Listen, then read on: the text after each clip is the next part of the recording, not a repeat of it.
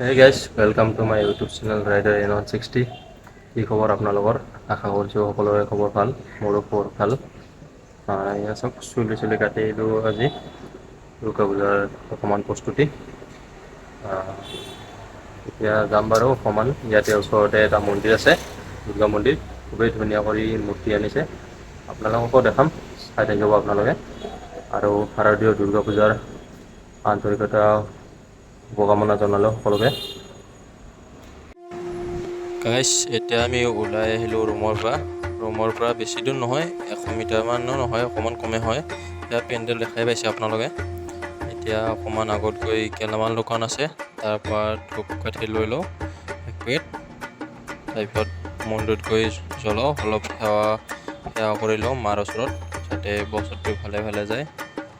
আৰু এইবাৰ ইমান পূজা ভাল লগা নাই, যিহেতু আমাৰ জুবিন দা আমাৰ কাষত নাই।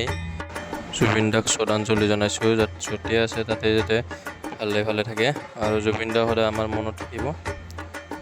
এয়া দোকানৰ পৰা ধূপকাঠি লৈ কেনে এতিয়া আমি গৈ আছোঁ মন্দিৰৰ ভিতৰলৈ, দুৰ্গা মাক পূজা অৰ্চনা কৰিবলৈ অকণমান। এয়া চাওক আগত পেণ্ডেল, গান্ধী বস্তি দুৰ্গা পূজা। এইটো পেণ্ডেল বনাইছে, চাওক কি ধুনীয়া পেণ্ডেল বনাইছে। এবাৰ বাহিৰৰ পৰা দেখাই দিছোঁ আপোনালোকক, এতিয়া ভিতৰত গৈও দেখাই আছোঁ। প্ৰতিমাটো খুবেই সুন্দৰ প্ৰতিমা বনাইছে, খুবেই ভাল লাগিছে প্ৰতিমাটো, চাওকচোন কি সুন্দৰ লাগিছে দুৰ্গা মাৰ প্ৰতিমূৰ্তিটো। আপোনালোক দেখাই আছোঁ ওচৰত গৈ কেনে।